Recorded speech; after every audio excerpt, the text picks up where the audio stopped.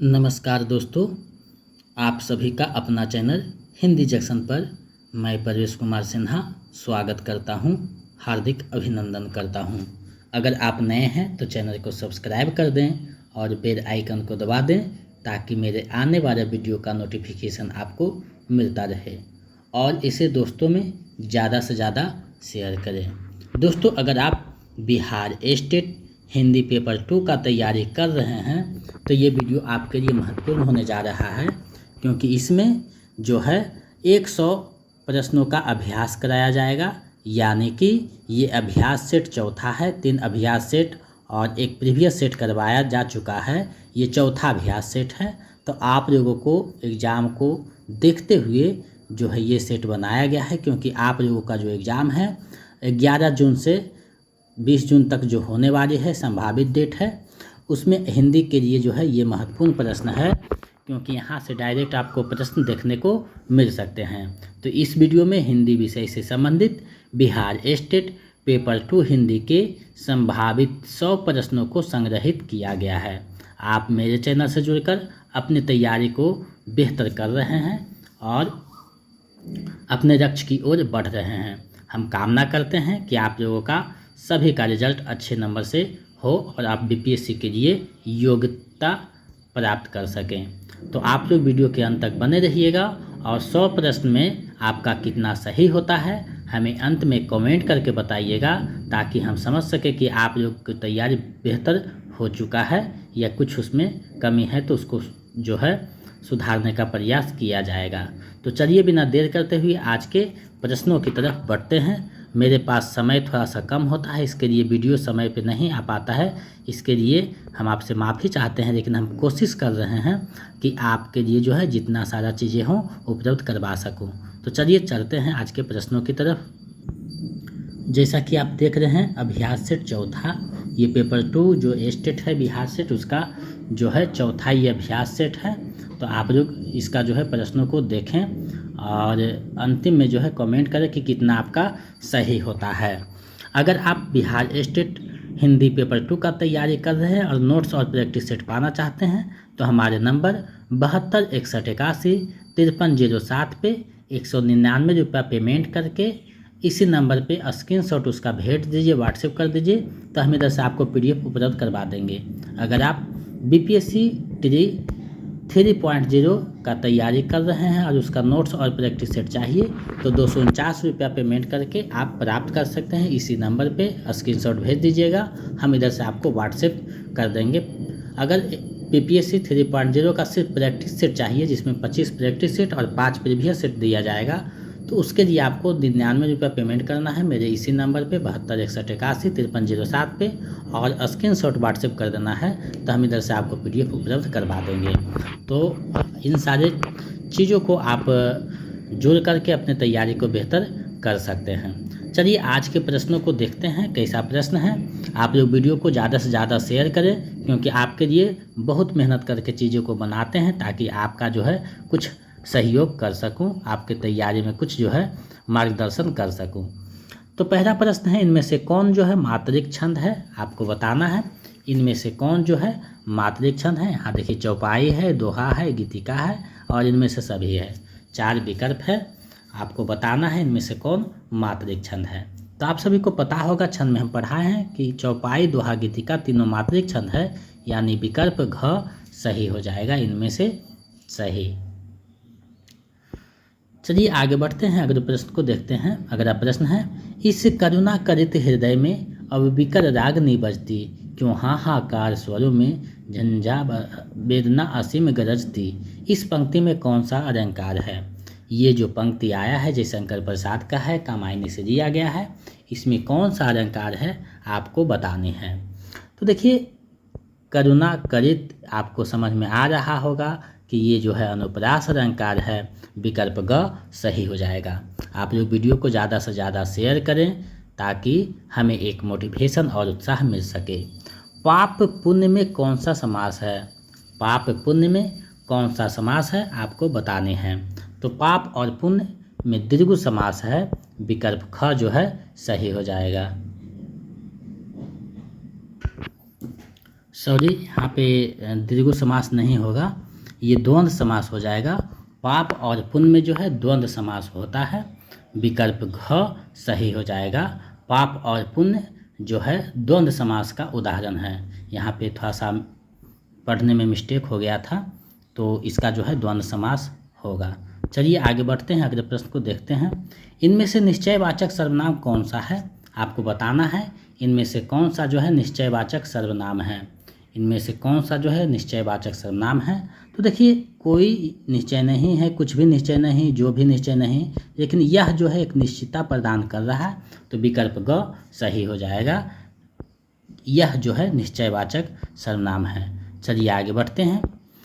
वह बहुत अच्छा लड़का है में वह कौन सा सर्वनाम है, आपको बताना है। वह बहुत अच्छा लड़का है में वह जो आया है वह कौन सा सर्वनाम है। तो वह जो आया है एक निश्चितता के साथ आया है, तो ये जो है निश्चयवाचक सर्वनाम हो जाएगा। विकल्प का सही हो जाएगा। चलिए आगे बढ़ते हैं। स्वर संधि के कितने भेद होते हैं, स्वर संधि हैं उनके कितने भेद होते हैं। तो स्वर संधि के जो हैं 5 भेद होते हैं। विकल्प घ सही हो जाएगा। देखिए, होता क्या है कि आप लोगों को कुछ कुछ क्वेश्चन बहुत सिंपल समझ में आते हैं, लेकिन कुछ कुछ हार्ड समझ में आते हैं, कठिन समझ में आते हैं। तो उबना नहीं है, और ज़्यादा सिंपल है तो उसको जो है हल्के में नहीं देना है, क्योंकि कभी कभी जो है विकल्प आपको फंसा देता है। 3 सारी चीज़ों से आपको बढ़ना है। 4 विकल्प दिया रहेगा, उससे आपको देखना है, और अंत में जो है सोच समझकर जो है आपको जवाब देना है। कंप्यूटर बेस्ड एग्जाम है, तो आप लोग अच्छे से पढ़कर जवाब दीजिएगा। भक्ति को रस के रूप में किसने प्रतिष्ठापित किया है, यानी भक्ति को रस के रूप में किसने जो है प्रतिष्ठापित किया है, आपको बताना है। तो भक्ति को रस के रूप में रूप गोस्वामी जो है प्रतिष्ठापित करते हैं। विकल्प ग सही हो जाएगा। चलिए आगे बढ़ते हैं अगले प्रश्न की तरफ। चारु चंद्र की चंचल किरणें खेल रही है जलथल में, उक्त पद में कौन सा अलंकार है। ये जो पद है इसमें कौन सा अलंकार आया है, आपको बताना है। तो चारु चंद्र की चंचल किरणें, आप देख रहे हैं यहाँ अनुप्रास अलंकार आया है। विकल्प क सही हो जाएगा। चलिए आगे बढ़ते हैं। जहाँ उपमेय में अनेक उपमानों की शंका होती है, वहाँ कौन सा अलंकार होता है। जहाँ उपमेय में अनेक उपमानों की शंका होती है, वहाँ कौन सा अलंकार होता है, आपको बताना है। तो वहाँ जो है शंका जैसे ही होगा संदेह अलंकार आ जाएगा।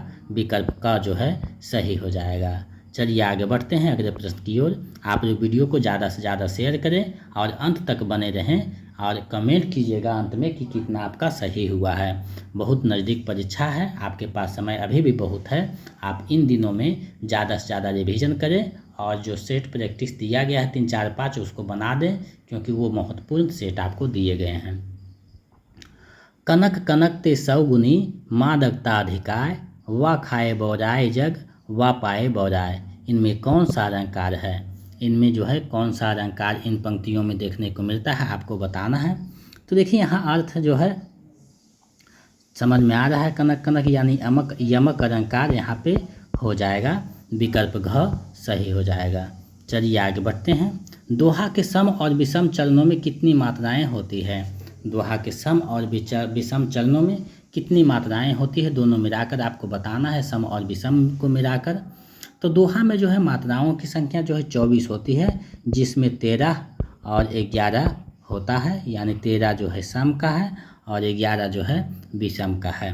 टोटल मिलाकर 24 होता है। विकल्प ग सही हो जाएगा।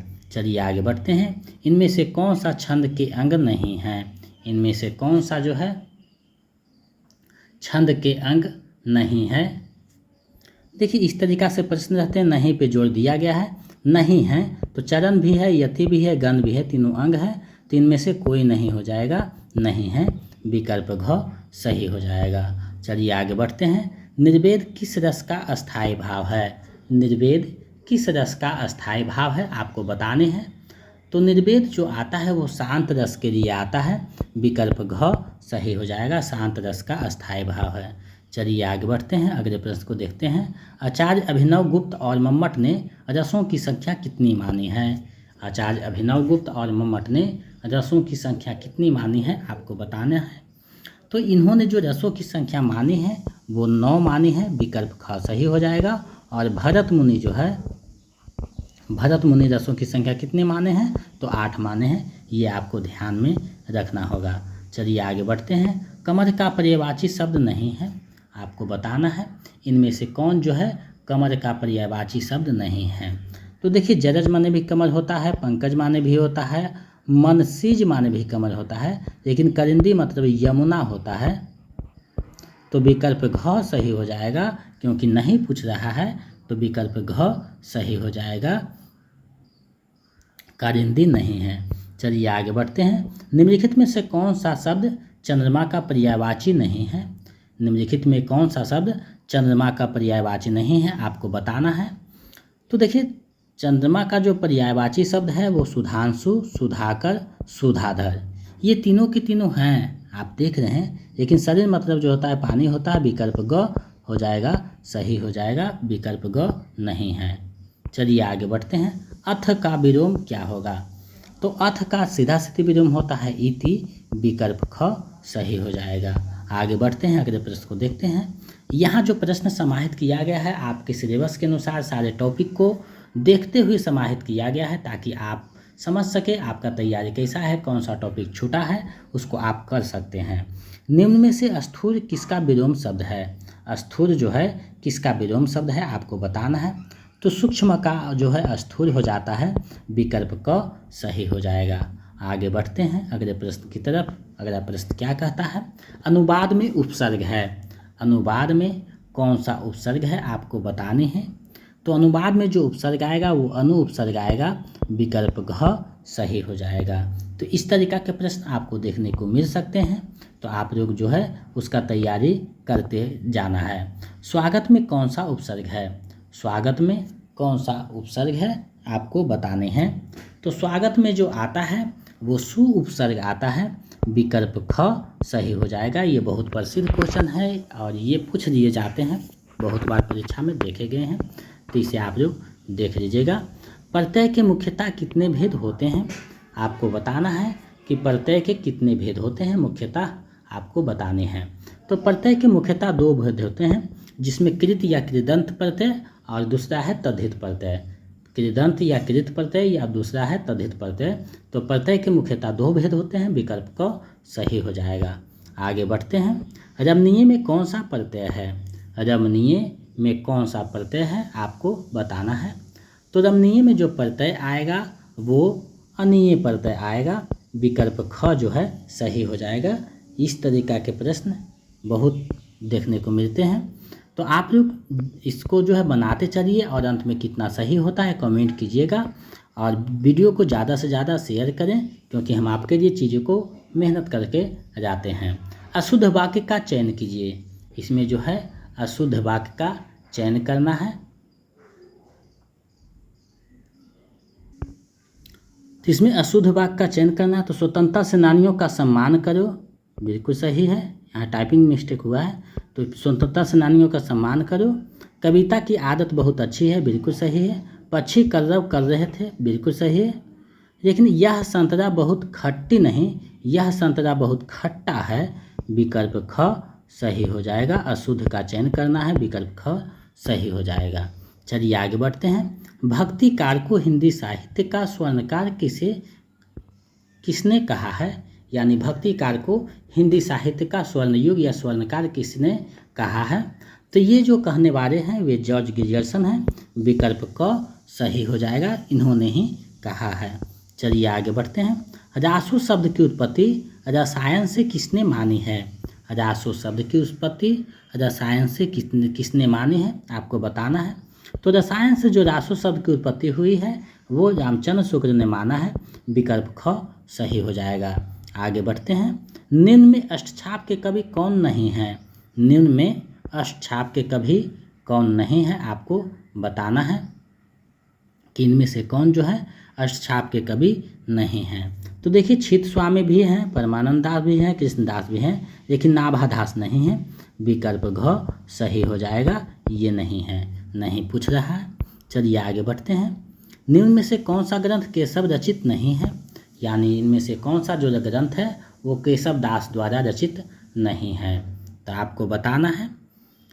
तो देखिए भाषा भूषण जो है केशव दास का नहीं है, बाकी छंदमार, विज्ञान गीता, जहांगीर जसचंद्रिका तीनों केशव दास की रचना है। भाषा भूषण जो है केशव दास की नहीं है, ये भूषण की रचना है, तो ये जो है सही हो जाएगा। आगे बढ़ते हैं। हिंदी रंगमंच का जनक किसे कहा जाता है? हिंदी रंगमंच का जनक किन्हें कहा जाता है? तो भारतेंदु हरिश्चंद्र को कहा जाता है हिंदी रंगमंच का जनक। विकल्प ग सही हो जाएगा। आगे बढ़ते हैं। साकेत के रचनाकार कौन हैं? साकेत के रचनाकार कौन हैं? तो साकेत के रचनाकार मैथिली शरण गुप्त हैं। विकल्प ग सही हो जाएगा। आगे बढ़ते हैं। इनमें से कौन जो है छायावाद को स्थूल के प्रति सूक्ष्म का विद्रोह कहा है? इनमें से कौन जो है छायावाद को स्थूल के प्रति सूक्ष्म का विद्रोह कहा है? तो ये जो कहने वाले हैं वो डॉक्टर नगेंद्र हैं। विकल्प ग जो है सही हो जाएगा। इन्होंने छायावाद को स्थूल के प्रति सूक्ष्म का विद्रोह कहा है। चलिए आगे बढ़ते हैं। फूल नहीं रंग बोलते हैं किसका कविता संग्रह है? फूल नहीं रंग बोलते हैं किसका कविता संग्रह है? तो ये केदारनाथ अग्रवाल का कविता संग्रह है। विकल्प ख सही हो जाएगा। चलिए आगे बढ़ते हैं अगले प्रश्न की तरफ।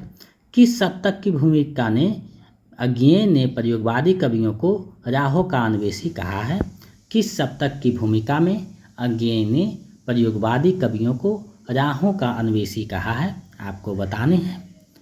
तो ये जो कहने वाले हैं तार सप्तक की भूमिका में कहा है। विकल्प का जो है सही हो जाएगा। चलिए आगे बढ़ते हैं। कठोपनिषद की यम नचिकेता कहानी पर आधारित रचना कौन सी है? कठोपनिषद की यम नचिकेता कहानी पर आधारित रचना कौन सी है? आपको बताना है। तो इस पे जो आधारित यम नचिकेता के जो कहानी है उस पे आधारित जो रचना है वो आत्मजयी है। विकल्प क सही हो जाएगा। कुंवर नारायण का रचना है आत्मजयी। चलिए आगे बढ़ते हैं। निम्न में से कौन सा पत्र भारतेंदु युग का नहीं है? निम्न में से कौन सा पत्र जो है भारतेंदु युग का नहीं है? आपको बताने हैं। तीन में से जो पत्र हैं चांद वो भारतेंदु युग का नहीं है। विकल्प क सही हो जाएगा। आगे बढ़ते हैं। निम्नलिखित में से कौन सा कहानी प्रेमचंद्र का नहीं है? निम्नलिखित में से कौन सा कहानी प्रेमचंद्र का नहीं है? मुंशी प्रेमचंद्र का कौन सा कहानी नहीं है? तो देखिए ठाकुर का कुआं भी है, नमक का दरोगा भी है, बड़े घर की बेटी भी है, उसने कहा था नहीं है। विकल्प ग सही हो जाएगा। ये चंद्रधर शर्मा गुलेरी की कहानी है। चलिए आगे बढ़ते हैं। पंचराइट कहानी में कौन बड़ा काबिल लड़का है? पंचराइट कहानी जो है फणीश्वर नाथ रेणु का, उसमें कौन जो है बहुत काबिल लड़का के रूप में कहानी में प्रस्तुत हुआ है? तो गोधन को जो है प्रस्तुत किया गया है काबिल लड़का के रूप में। विकल्प ख सही हो जाएगा। चलिए आगे बढ़ते हैं। चिफ की दावत कहानी में किस राज्य की संस्कृति का वर्णन है? चिफ की जो दावत कहानी है उसमें किस राज्य की संस्कृति का वर्णन किया गया है? आपको बताना है। तो इसमें जो है पंजाबी संस्कृति का वर्णन किया गया है। विकल्प क सही हो जाएगा। चलिए आगे बढ़ते हैं। कानों में कंगना कहानी की नायिका किरण कैसी दिखती थी? कानों में कंगना कहानी की नायिका किरण कैसी दिखती थी? आपको बताना है। तो वो पतली सी दिखती थी। विकल्प ख सही हो जाएगा। आप लोग जो है कहानी और निबंध जितने दिए गए हैं उसको अच्छे से पढ़ करके एक दो बार रिवीजन कर दीजिएगा और उससे संबंधित जो कहानी है का जो MCQ है उससे आप लोग बना दीजिएगा ताकि आपको जो भी प्रश्न पूछा जाए वो वहाँ से फंस सके। उसने कहा था कहानी किस युद्ध की पृष्ठभूमि पर लिखी गई है? उसने कहा था कहानी किस युद्ध की पृष्ठभूमि पर लिखी गई है? तो ये जो है प्रथम विश्व युद्ध की पृष्ठभूमि पर लिखी गई है। विकल्प क जो है सही हो जाएगा। चंद्रधर शर्मा गुलेरी का ये कहानी है, उसने कहा था बहुत ही प्रसिद्ध कहानी है। चलिए आगे बढ़ते हैं। कहानी का परोट कहानी मुंशी जी की किस की पुत्री का नाम क्या था? कहानी का परोट कहानी में मुंशी जी की पुत्री का नाम क्या था? तो उसकी जो पुत्री है उसका नाम रहता है भगजोगनी। विकल्प क सही हो जाएगा। आगे बढ़ते हैं। आचरण की सभ्यता की भाषा सदा कैसी रहती है? आचरण की सभ्यता की भाषा सदा कैसी रहती है? आपको बताना है। तो सदा मौन रहती है। विकल्प क सही हो जाएगा। गेहूं और गुरब निबंध के अनुसार प्रीति भी बार अपने साथ मानव क्या लेकर आया है। गेहूं और गुलाब निबंध के अनुसार पृथ्वी पर मानव अपने साथ क्या लेकर आया है। तो इस निबंध के अनुसार आप देखिएगा तो पता चलेगा कि मनुष्य जो है भूख और प्यास अपने साथ लेकर आया है। विकल्प ग सही हो जाएगा। भारतीय संस्कृति को लेकर सर्वाधिक निबंध किसने लिखी है। भारतीय संस्कृति को लेकर सर्वाधिक निबंध किसने लिखी है, आपको बताना है। विकल्प आपके सामने है, सही विकल्प चुनना है। तो भारतीय संस्कृति को लेकर जो सर्वाधिक निबंध लिखे हैं वो हजारी प्रसाद द्विवेदी ने लिखा है। विकल्प ख सही हो जाएगा। आगे बढ़ते हैं। रामचंद्र शुक्ल ने धर्म की प्रथम सीढ़ी किसे माना है। रामचंद्र शुक्ल ने धर्म की प्रथम सीढ़ी किसे माना है। श्रद्धा और भक्ति में आपको ये पढ़ना है। तो इन्होंने जो है धर्म की प्रथम सीढ़ी जो माना है वो श्रद्धा को माना है। विकल्प ग सही हो जाएगा। चलिए आगे बढ़ते हैं अगले प्रश्न की तरफ। निराला की साहित्य साधना जीवनी के रचनाकार कौन है। निराला की साहित्य साधना जीवनी के रचनाकार कौन है। तो निराला की साहित्य साधना जीवनी के रचनाकार रामविलास शर्मा है। विकल्प ग सही हो जाएगा। आगे बढ़ते हैं। विद्यापति की पदावली किस भाषा में रचित है। विद्यापति की पदावली किस भाषा में रचित है, आपको बतानी है। तो इनकी जो पदावलियाँ हैं वो मैथिली भाषा में लिखा गया है। विकल्प ग सही है। इन्हें मैथिली कोकिला, अभिनव जयदेव आदि नामों से भी पुकारा जाता है। चलिए आगे बढ़ते हैं। कबीरदास को किसने वाणी का डिक्टेटर कहा है। कबीरदास को किसने वाणी का डिक्टेटर कहा है, आपको बताना है। तो वाणी का डिक्टेटर इनको हजारी प्रसाद द्विवेदी कहते हैं। विकल्प ख सही हो जाएगा। रामचंद्र शुक्ल इन्हें जो है सधोकरी भाषा कहते हैं और श्याम सुंदर दास इनकी भाषा को पंचमेर खिचड़ी कहते हैं। तो ये आपको ध्यान में रखना होगा क्योंकि कबीरदास से संबंधित ये प्रश्न पूछे जा सकते हैं। आगे बढ़ते हैं। केदारनाथ अग्रवाल कैसे कवि हैं। केदारनाथ अग्रवाल कैसे कवि हैं, आपको बताना है। तो ये प्रगतिवादी कवि हैं। विकल्प ग सही हो जाएगा। आगे बढ़ते हैं। पुष्टि मार्ग का जहाज किसे कहा जाता है। पुष्टि मार्ग का जहाज किसे कहा जाता है। तो पुष्टि मार्ग का जहाज सूरदास को कहा जाता है। विकल्प ख सही हो जाएगा। चलिए आगे बढ़ते हैं अगले प्रश्न की तरफ। मैथिली शरण गुप्त की प्रथम काव्य संग्रह कौन सी है। मैथिली शरण गुप्त की प्रथम काव्य संग्रह कौन सी है। तो इनकी प्रथम काव्य संग्रह जो है वो रंग में भंग है। विकल्प ख सही हो जाएगा। आगे बढ़ते हैं अगले प्रश्न की ओर। अगला प्रश्न है, शासन की बंदूक कविता में किस पर प्रहार किया गया है। शासन की बंदूक कविता जो है नागार्जुन का, उसके माध्यम से जो है किस पे प्रहार किया गया है, उस कविता के माध्यम से आपको बताना है। तो इस कविता के माध्यम से जो है निरंकुश जो शासन है उस पर प्रहार किया गया है। विकल्प क सही हो जाएगा। आगे बढ़ते हैं। तुमुर कोलाहल कविता कामायनी के किस सर्ग से लिया गया है। तुमुर कोलाहल कविता कामायनी के किस सर्ग से लिया गया है, आपको बतानी है। तो ये जो है निर्वेद सर्ग से लिया गया है। विकल्प ग सही हो जाएगा। अब प्रश्न उठता है कि कामायनी में कितने सर्ग हैं। तो 15 सर्ग है। कामायनी के रचनाकार कौन है। तो जयशंकर प्रसाद है। ये आपको ध्यान में रखना है। कामायनी की नायिका कौन है। तो श्रद्धा है। नायक कौन है। तो मनु है। इतनी बातें ध्यान में रखना है। कामायनी का जो प्रथम सर्ग है वो चिंता है और अंतिम सर्ग जो है वो आनंद है। तो इतनी बातें आपको ध्यान में रखनी होगी क्योंकि कामायनी से बराबर प्रश्न पूछे जाते हैं। चलिए आगे बढ़ते हैं। जीवन का झरना कविता के रचनाकार कौन है। जीवन का झरना कविता के रचनाकार कौन है, आपको बताने हैं। तो जीवन का झरना जो है आर.सी. प्रसाद सिंह की कविता है। विकल्प ग सही हो जाएगा। आगे बढ़ते हैं। वह तोड़ती पत्थर कविता में किसकी वर्णन की गई है। वह तोड़ती पत्थर कविता में किसकी वर्णन की गई है। तो इसमें जो वर्णन हुआ है वो मजदूरिन युवती मजदूरिन की वर्णन किया गया है। विकल्प ग जो है सही हो जाएगा। आगे बढ़ते हैं। कितनी नावों में कितनी बार पुस्तक के लिए किसे भारतीय ज्ञानपीठ पुरस्कार प्रदान किया गया। कितनी नावों में कितनी बार पुस्तक के लिए किसे भारतीय ज्ञानपीठ पुरस्कार जो है प्रदान किया गया। तो अज्ञेय को किया गया है। विकल्प ख सही हो जाएगा। चलिए आगे बढ़ते हैं। हिमालय कविता के रचनाकार कौन है। हिमालय जो कविता लगी हुई है सिलेबस में उसके रचनाकार कौन है, आपको बताना है। तो ये जो कविता है वो रामधारी सिंह दिनकर की कविता है, विकल्प ख सही हो जाएगा। चलिए आगे बढ़ते हैं। हिंदी भाषा के विकास के लिए विशेष निर्देश भारतीय संविधान के किस अनुच्छेद में है? हिंदी भाषा के विकास के लिए विशेष निर्देश भारतीय संविधान के किस अनुच्छेद में है, आपको बताना है। तो ये जो चर्चा किया गया है वो अनुच्छेद 351 में किया गया है, विकल्प क सही हो जाएगा। आगे बढ़ते हैं।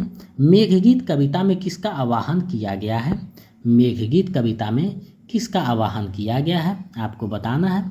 तो मेघगीत कविता में जो है मेघ का आवाहन किया गया है, यानी बादल का आवाहन किया गया है, विकल्प ख सही हो जाएगा। चलिए आगे बढ़ते हैं। चंद्रगुप्त नाटक के रचनाकार जयशंकर प्रसाद का जन्म कब हुआ?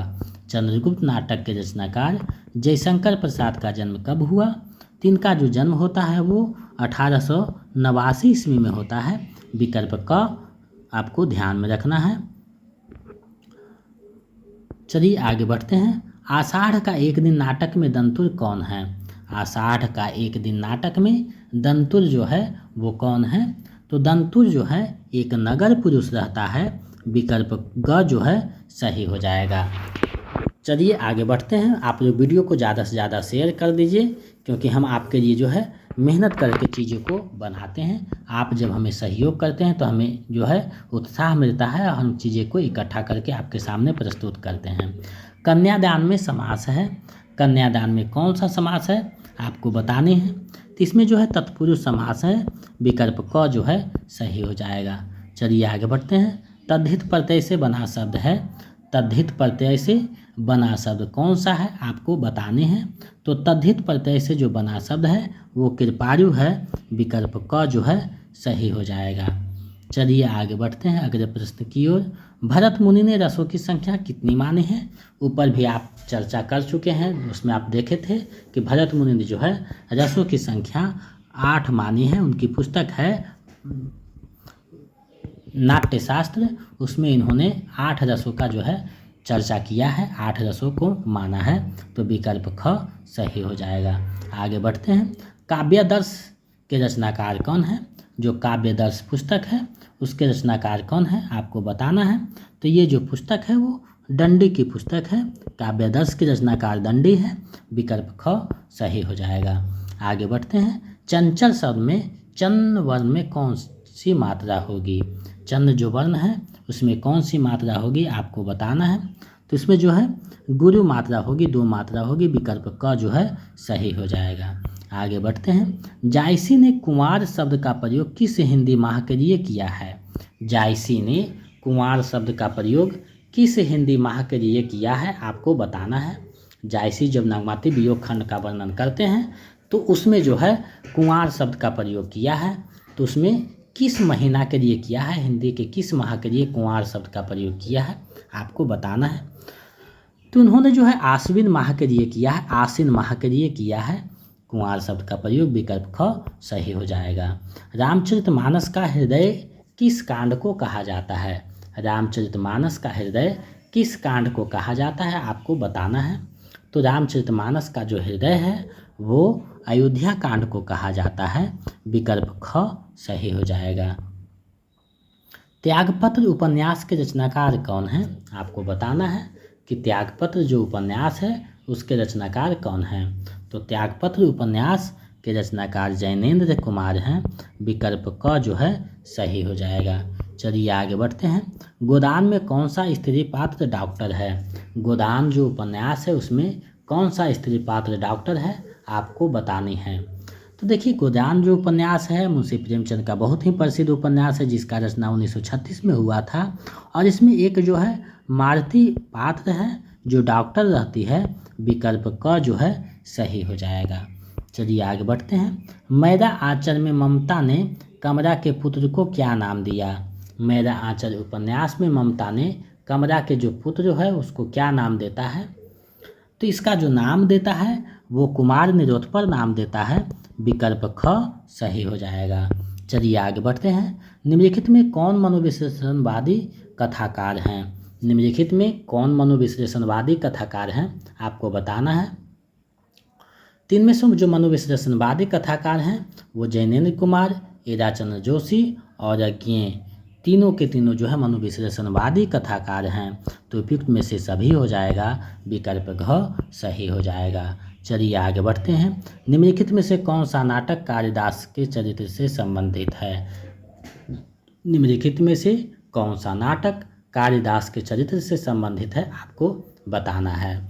तो कालिदास के जो चरित्र से संबंधित नाटक है, आषाढ़ का एक दिन भी है, 8वां सर्ग है, कंधे पे बैठा था सांप। तीनों जो हैं उपयुक्त में से सभी हो जाएगा, तीनों जो है कालिदास के चरित्र से संबंधित है। चलिए आगे बढ़ते हैं। हिंदी का प्रसिद्ध निबंध अशोक के फूल तथा शिरीष के फूल के रचनाकार कौन हैं? हिंदी का प्रसिद्ध जो निबंध है अशोक के फूल और शिरीष के फूल के रचनाकार कौन हैं? तो ये जो रचनाएं हैं वो हजारी प्रसाद द्विवेदी की है, विकल्प घ जो है सही हो जाएगा। प्रेमचंद के किस उपन्यास में किसान समस्या है, आपको बताना है। प्रेमचंद के किस उपन्यास में किसान समस्या को दिखाया गया है? तो किसान समस्या जो आता है वो मुंशी चंद प्रेमचंद का जो गोदान उपन्यास है उसमें आता है, विकल्प ख सही हो जाएगा। आगे बढ़ते हैं। निम्नलिखित में से कौन जो है मार्क्सवादी समालोचक हैं? निम्नलिखित में कौन मार्क्सवादी समालोचक हैं, आपको बतानी है। तो इनमें जो है रामविलास शर्मा, नामवर सिंह, शिवदान सिंह चौहान, तीनों जो है मार्क्सवादी समालोचक आलोचक हैं, विकल्प घ सही हो जाएगा, उपयुक्त में से सही।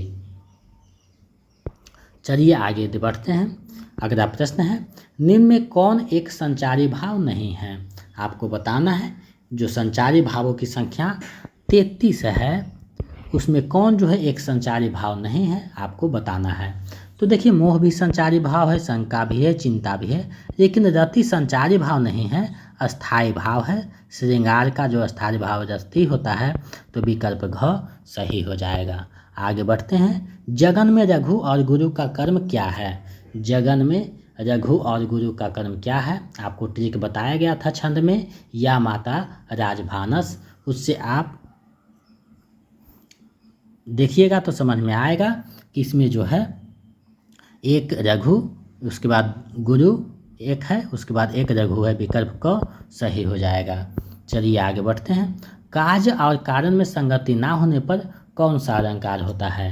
कार्य और कारण में संगति ना होने पर कौन सा अलंकार होता है? तो ये जो जब संगति नहीं होता है तो असंगति अलंकार होता है, विकल्प ग सही हो जाएगा। आरंभन की चेष्टाएं क्या कहलाते हैं? आरंभन की चेष्टाएं क्या कहलाते हैं? तो आरंभन की चेष्टाएं उद्दीपन कहलाता है, विकल्प ग सही हो जाएगा। चलिए हम लोग अब नज़दीक पहुंच रहे हैं, 80वां प्रश्न तक पहुंच गए हैं, 20 प्रश्न और है। धैर्य बनाए रखें और मेरे साथ बने रहें। अंत में कमेंट करके बताइएगा आपका कितना सही हुआ है, और जो है वीडियो को ज़्यादा से ज़्यादा शेयर कर दीजिएगा। रस सूत्र में संयोग का अर्थ भोज्य भोजक शब्द किस आचार्य ने माना है? रस सूत्र में संयोग का अर्थ भोज्य भोजक संबंध किस आचार्य ने माना है, आपको बताने हैं। तो ये जो माना है वो भट्टनायक ने माना है, विकल्प ख सही हो जाएगा। आगे बढ़ते हैं। ट वर्ग तथा संयुक्त वर्णों का प्रयोग अधिकतर किस गुण के अंतर्गत किया जाता है? ये जो ट वर्ग जो है आता है वो किस गुण के अंतर्गत आता है? तो ये जो है ओज गुण में दिखाई देता है, यानी वेद रस में आपको दिखाई देगा। ये जो है काव्य गुण का जो है क्वेश्चन है, लेकिन ये जो है रस से संबंधित भी है, इसलिए मैंने इसे समाहित किया। इसको अन्यथा में ना दें, क्योंकि यहाँ से भी प्रश्न एक दूसरे से जुड़े होते हैं। एक दो प्रश्न आपको ऐसे मिलेंगे जिसका आपको ओर छोर पता नहीं चलेगा, सिलेबस से बाहर रहेगा, तो इसलिए एक दो प्रश्न घुसाएं ताकि आपको उबन ना हो। इनमें से कौन अष्टछाप का कवि नहीं है, आपको बताना है। इनमें से कौन जो है अष्टछाप का कवि नहीं है? तो कृष्णदास है, गोविंद स्वामी है, कुम्भन दास है, लेकिन चरण दास नहीं है, तो विकल्प ग सही हो जाएगा। चलिए आगे बढ़ते हैं। नंदुलारे वाजपेयी बैठे ठारे का धंधा किसे कहा है? नंदुलारे वाजपेयी ने बैठे ठारे का धंधा किसे कहा है? यानी बैठे ठारे का धंधा जो कहते हैं वो किसे कहा है? तो प्रयोगवाद को कहा है बैठे ठारे का धंधा, विकल्प ग जो है सही हो जाएगा, क्योंकि इन्होंने जो है उसे बैठे ठारे का धंधा कहा है। तो इसका जो सही आंसर है वो प्रयोगवाद हो जाएगा, यानी विकल्प ग सही हो जाएगा। इसे बैठे ठारे का धंधा कहा है। चलिए आगे बढ़ते हैं। दिनकर को ज्ञानपीठ पुरस्कार मिला है। किस पुस्तक के लिए दिनकर को ज्ञानपीठ पुरस्कार मिला है आपको बताना है। तो उनकी पुस्तक है उर्वशी, उसके लिए ज्ञानपीठ पुरस्कार मिला है। विकल्प घ जो है सही हो जाएगा। तो ये बिहार के रचनाकार है रामधारी सिंह दिनकर। तो इनको विशेष करके पढ़ लीजिएगा क्योंकि इनसे संबंधित एक प्रश्न जरूर पूछे जाएंगे। चलिए आगे बढ़ते हैं। भरत मुनि ने रसों की संख्या कितनी मानी है? भरत मुनि ने रसों की संख्या कितनी मानी है? तो भरत मुनि ने रसों की संख्या 8 मानी है, जो विकल्प में नहीं है। तो इसका सही आंसर हो जाएगा इनमें से कोई नहीं, क्योंकि विकल्प में नहीं है। तो इस तरीका से भी प्रश्न पूछता है। तो आप जो प्रश्न 1-2 रिपीट हो रहे हैं तो कहीं ना कहीं कुछ चीज़ें परिवर्तन हैं, तो इसलिए मैंने समाहित किया है ताकि आप देख सकें कि ऐसे भी प्रश्न पूछते हैं। क्योंकि पिछले बार एक ही प्रश्न को 1-2 तरीके से पूछा था, तो इस बार भी हो सकता है ऐसा करे, तो उसको जो है देखते हुए इस तरीका से प्रश्न बनाया गया है। अगला प्रश्न है, कठिन काव्य का प्रेत यह किस कवि के लिए कहा गया है? कठिन काव्य का प्रेत यह जो बात है वो किस कवि के लिए कहा गया है? तो केशव दास के लिए कहा गया है। विकल्प घ सही हो जाएगा। साकेत के रचनाकार कौन है? साकेत के रचनाकार कौन है?